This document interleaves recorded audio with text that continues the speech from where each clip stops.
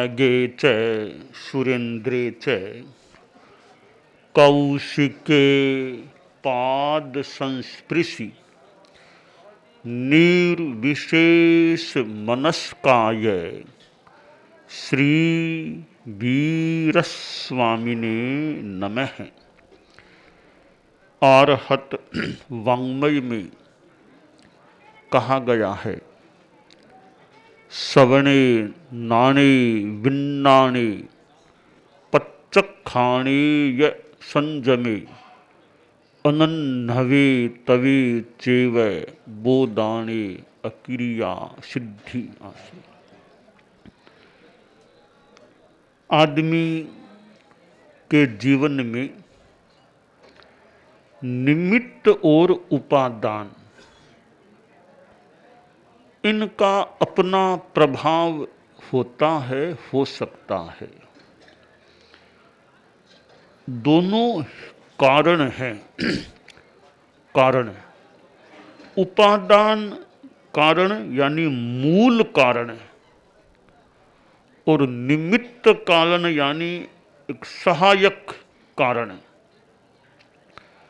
जैसे एक घड़ा बनता है, घड़े का रूप हमारे सामने है, घड़ा बना हुआ है। अब घड़ा जो बना है, इसका मूल कारण क्या है?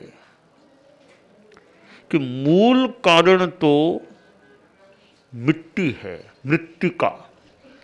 मिट्टी नहीं होती तो घड़ा बनता ही कैसे? तो मुख्य कारण है, मूल कारण है घड़े के बनने में, वह मिट्टी है। तो मिट्टी यहाँ घड़े का उपादान कारण है, मूल कारण, मुख्य कारण है। तो प्रश्न है, क्या पड़ी पड़ी मिट्टी अपने आप घड़ा बन जाती? अपने आप तो घड़ा नहीं बनती है मिट्टी, तो सहायक कारण चाहिए। अब सहायक कारण में निर्वर्तक कारण, कुंभकार भी चाहिए, घड़ा बनाने वाला आदमी चाहिए, तो घड़ा बनेगा। तो घड़े के बनने में कुंभकार का भी सहयोग है। अब कुंभकार को थोड़ी साधन सामग्री भी चाहिए बनाने के लिए, साधन सामग्री, तो उसका भी सहयोग है। तो एक घड़ा बना है, उसमें 3 कारण लगे हैं। पहला उपादान कारण जो मिट्टी है, मुख्य कारण मिट्टी है। दूसरा निर्वर्तक कारण जो कुंभकार, कुम्हार है। तीसरी जो साधन सामग्री जो काम में ली गई बनाने के लिए, वो साधन सामग्री है, वो भी एक निमित्त कारण है, सहायक कारण है। 3 कारणों के योग से घड़ा बनता है या बना है। तो मुख्य कारण है वह उपादान कारण है। हम कल्पना अंदाज यों कर लें कि घड़े के निर्माण में 90% योगदान तो उपादान कारण है, मिट्टी का है। 5% अंदाज मान ले कुम्हार का योगदान है, और 5% अन्य साधन सामग्री जो बनाने के लिए काम में ली जाती है, उसका है। तो कारण से कार्य होता है। कर्मों की निर्जरा होती है, वह कार्य है। अब उसका कारण क्या है? तपस्या। तपस्या होती है, शुभ योग, शुभ परिणाम आदि, ये जो भी ये होते हैं, तो कर्मों की निर्जरा होती है। तो कर्म निर्जरा तो कार्य हो गया, अब कारण है वह तपस्या हो गया। अब तपस्या है, अब और उसमें सहायक कारण संभवतः ये हो सकते हैं भी, किसी ने प्रेरणा दी तपस्या करने की, तो उसका भी थोड़ा योगदान है तपस्या के होने में। और तपस्या में किसी ने कहा भी तपस्या करो, मैं तुम्हारा सहयोग कर दूंगा, तुम्हारा काम कर दूंगा, सहयोग कर दूंगा, तुम कर लो भले। तब उसने सोचा भी ठीक, जैसे हमारे संत हैं, तो किसी संत ने एक अन्य संत से कहा इस बार तुम मांस खमन कर लो, देखो देखो प्रयास करो, करते करते हो सकता है, थोड़ी प्रेरणा दी। उसने कहा ये मांस खमन तो मेरे से हो कैसे हो न हो, तो शुरू तो करो, पंचोला तो करो पहले। तो पंचोला किया। वो मुनि जी पीछे पड़े हुए हैं कि देख पंचोला आज हो गया ना, अब कल 6 का कर लो, परसों 7 का देखो करो, है मैं तुम्हारी सेवा करूंगा, सहयोग करूंगा, चिंता मत करो, हम लोग हैं। तो अब कर्म निर्जरा भी उसके हुई है जो तपस्या कर रहा है, करते करते मांस खमन हो गया। तो तपस्या मूल कारण है कर्म निर्जरा का। उस तपस्या के होने में वो साधु का प्रोत्साहन, प्रेरणा, सेवा देने का वो क्रम, वो एक निमित्त सहायक बन गए और मांस खमन का तप हो गया। तो 2 चीजें हैं, कार्य और कारण। कार्य तो जो होता है, निष्पन्न होता है, वह कार्य है। उसके होने में जो आधारभूत या सहायक तत्व होते हैं वे कारण हो जाते हैं। तो हमारे जीवन के अनेक संदर्भों में हम उपादान और निमित्त को खोज सकते हैं। आप शांति से बैठे हैं, कोई अभी मान लो गुस्सा नहीं है, शांति से बैठे हैं, परंतु एक कोई आदमी आया और आपको अगर गालियां देने लग गया, अथवा कोई आया और आपके गुरु के बारे में अंट-शंट बोलने लग गया, मान लो, तो आपको गुस्सा आ गया। आप शांति से बैठे थे, कोई गुस्सा था नहीं, निमित्त ऐसा मिला कि मेरे गुरु के लिए गालियां बोल रहा है या मुझे गालियां दे रहा है। वो ज़्यादा गालियां सुनी तो वो गुस्सा, आदमी गुस्से में आ गया। अब निमित्त तो हो गया कि आदमी ने गालियां दी, उस निमित्त से गुस्सा आ गया। उपादान देखें तो आपके भीतर में कषाय है। अगर वीतराग साधु होता तो क्या वो गुस्सा करता? क्या कोई गालियां दे दो भले। भगवान महावीर को केवल ज्ञानी बन गए, फिर कोई गालियां दे, क्या भगवान महावीर गुस्से में थोड़े ही आते? और भगवान महावीर के वहाँ तेजो लब्धि का प्रयोग कर दिया गया, 2 साधु तो वहीं भस्मीभूत, 2 साधु खत्म हो गए, भगवान महावीर का शरीर भी प्रभावित हो गया। फिर क्या भगवान महावीर ने गुस्सा किया? क्या कुछ उलाना दिया? कुछ वीतराग है, उनको गुस्सा क्यों नहीं आता? निमित्त तो हैं पर गुस्सा नहीं आता। क्यों नहीं? उपादान नहीं है, मोहनीय कर्म नहीं है। तो गुस्से का मूल उपादान कारण तो मोहनीय कर्म है। बाकी के निमित्त मिलते हैं तब वो गुस्सा उभर जाता है, वरना गुस्सा नहीं आता है। तो ये निमित्त का अपना महत्व है। अब देखिए, एक विद्यार्थी को विद्वान बनना है, जैसे आपके ज्ञानशाला चलती है। अब ज्ञानशाला में पढ़ करके बच्चे अच्छे, मान लो तत्वज्ञानी बन गए, धार्मिक ज्ञान अच्छा हो गया। अब बच्चों ने भी श्रम किया है, रटा है, कंठस्थ किया है, समझा है, वे तत्वज्ञ मानो बन गए।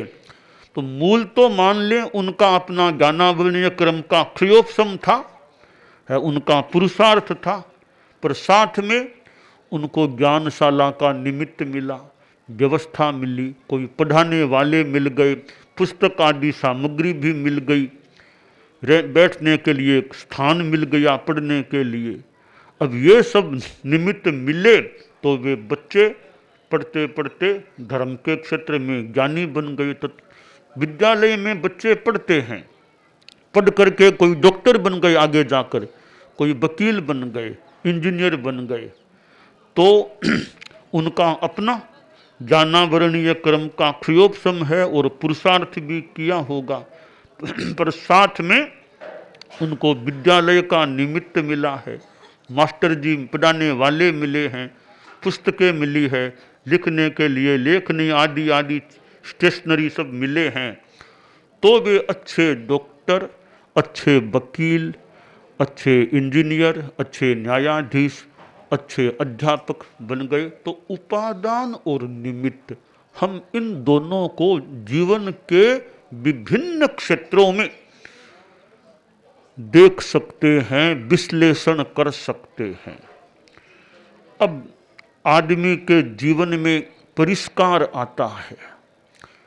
शास्त्र में कहा गया, सवणे नाणे बिन्नाणे, कि साधु की पर्युपासना, श्रवण माहन साधु हैं, उनकी कोई उपासना करे, उनके पास बैठे तो क्या लाभ है। कभी साधुओं के पास बैठोगे और साधु कुछ बताएंगे, बोलेंगे, तो आपको श्रवण, सुनने का मौका मिल सकेगा, सुनने का लाभ मिल सकेगा। अगर साधु बताएंगे तो उपासना आप करेंगे ही नहीं तो कैसे सुनेंगे। कोई या तो कोई टीवी आदि के माध्यम से भले सुन ले, वो भी एक तरह की उपासना, दूर की उपासना मान ले। तो साधु की पर्युपासना करने का पहला लाभ है कि श्रवण, सुनने का मौका मिल जाए। और सुनना, अच्छी बातों को सुनना भी अच्छा है। स्थूल भाषा में देखें कि आर्षवाणी, आगम वाणी, सुभाषित कानों में पड़ते हैं, मानो कान धन्य हो जाते हैं, मानो कि कान एक संदर्भ में, स्थूल भाषा में पवित्र हो जाते हैं। तो साधु की पर्युपासना का पहला लाभ श्रवण हो गया। श्रवण का मौका न मिले तो उपासना का जो एक धार्मिक जो लाभ मिलना संभव हो सके वो मिल सकता है। तो श्रवण के सुनने से क्या लाभ होगा? सुनने से हमें ज्ञान मिलता है। सुना तो फिर ज्ञान होगा भी, यह बात ऐसे है कि ज्ञान होने से क्या होगा? विज्ञान होगा, विशेष ज्ञान। हेय उपादेय, क्या छोड़ना और क्या ग्रहण करना, इसका आपको विशेष ज्ञान हो सकेगा। कि फिर क्या होगा? विज्ञान होगा तो प्रत्याख्यान, आप जान लेंगे भाई हिंसा बुरी है, झूठ बोलना बुरा है, चोरी बुरी है, तो सोचेंगे भाई इनका मैं कुछ त्याग करूं, प्रत्याख्यान करूं। तो विज्ञान का फल हुआ प्रत्याख्यान। कि प्रत्याख्यान से क्या होगा? प्रत्याख्यान से संयम हो जाएगा, आप बच जाएंगे, झूठ बोलने से बच गए, चोरी से बच गए, संयम हो गया। कि संयम से क्या होगा? अनाश्नव, आश्रव रुक सकता है संयम से। फिर क्या होगा? तपस्या होगी। संबर है, संबर अवस्था में व्रत संबर भी है, सम्यक्त्व संबर भी है। फिर आप जो भी अच्छा काम करेंगे, आपके तपस्या हो गई। वो तपस्या से क्या होगा? व्यवधान, निर्जरा, कर्म झड़ेंगे। आगे करते करते अक्रिया, अयोग अवस्था, 14वां गुण स्थान है। उसके बाद सिद्धि, मोक्ष तैयार है, मोक्ष मिल जाता है। तो ये एक श्रवण, श्रवण से आगे श्रृंखला चलती है। जैसे 10 कमरे हैं, एक कमरे में घुसो, कमरे में कमरा, फिर कमरे में कमरा, फिर आगे कमरा, फिर आगे कमरा। तो एक कमरे में घुसे ठेठ अंतिम कमरे तक आप जा सकते हैं। इसी तरह एक दरवाजा श्रवण का है, उसमें घुसो, आगे से आगे ज्ञान विज्ञान होते होते ठेठ मोक्ष तक की प्राप्ति हो सकती है। तो यह साधुओं का निमित्त मिला। आदमी का अपना क्रियोपसम, इधर साधुओं का निमित्त मिला। तो उपादान तो अपना मान ले, क्रियोपसम पुरुषार्थ, वो साधुओं की संगति, साधुओं का सानिध्य एक निमित्त मिल गया। आदमी कहाँ से कहाँ पहुँच सकता है। और कभी कभी तो गुरु से भी आगे चेला चला जाता है। कि गुरु जी तो गुड़ रह जाते हैं, चेला चीनी बन जाता है। यानी गुरु से भी आगे चेला निकल सकता है, पिता से आगे बेटा निकल सकता है। पिता ने जो कार्य नहीं किया वो काम पुत्र कर सकता है। पिता सामान्य रह गया, बेटा बहुत आगे विकास कर गया। हो सकता है कोई बाप का भी मानो एक भाग्य, मानो अच्छा बेटा मिलना बाप का भी भाग्य है, अच्छा शिष्य मिलना मानो गुरु का भाग्य है। तो संस्कृत में कहा गया कि अतिरिच्यते सुजन्मा कश्चित जनकम निजेन चरितेन कुंभे परिमित मम्भः पीतः कुंभोद्भवेन जल राशि अतिरिच्यते सुजन्मा कश्चित जनकम निजेन चरितेन। कि घड़े में तो एक सीमित पानी समाता है, पर घड़े से पैदा हुए अगस्त्य ऋषि, कहते हैं अगस्त्य ऋषि घड़े से पैदा हुए, कुंभोद्भव है, अगस्त्य ऋषि समुद्र को पी गए। तो घड़े में थोड़ा पानी आता है, पर घड़े से पैदा हुए अगस्त्य ऋषि में तो मानो समुद्र समा गया। तो कहा गया अगस्त्य ऋषि मानो घड़े की संतान हो गए। तो बेटा ऐसा होता है, कोई कोई अपने अच्छे कार्यों से पिता से भी आगे निकल सकता है, आगे निकल जाता है। तो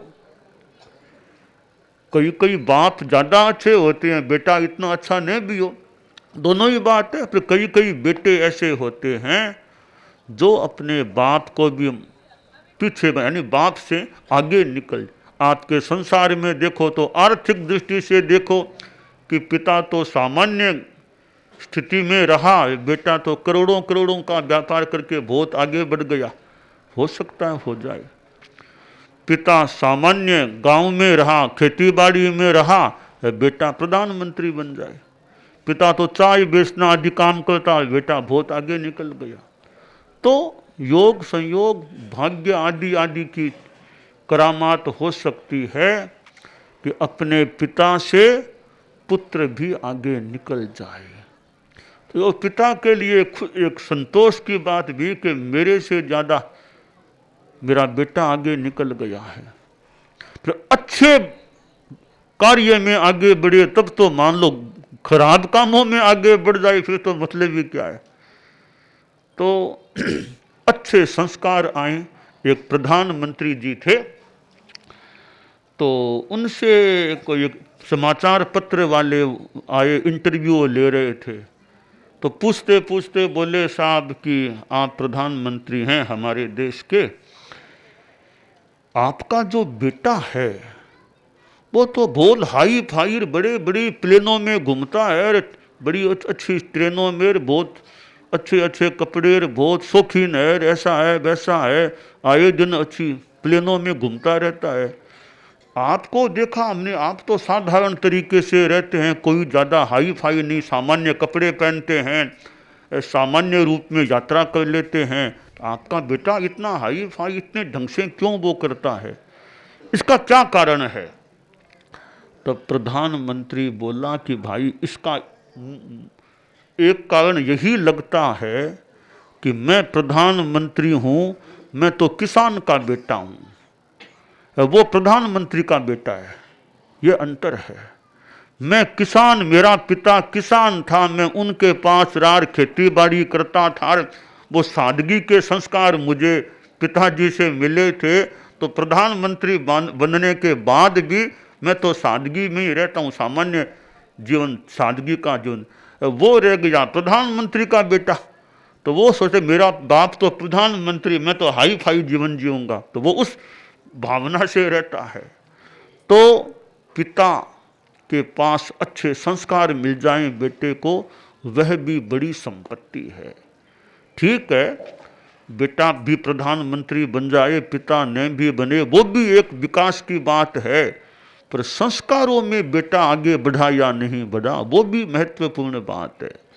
पिता जितना सादगी में श्रमशील था, अच्छा काम करने वाला था, तो बेटा भी श्रमशील और सादगी में विश्वास रखने वाला है या नहीं।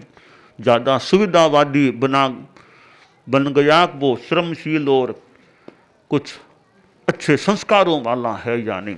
तो साधुओं की संगति मिलती है तो अच्छे संस्कार आ सकते हैं, जीवन में अच्छापन आ सकता है। तो संतों की संगति जितनी मौका मिले करने का, प्रयास करना चाहिए।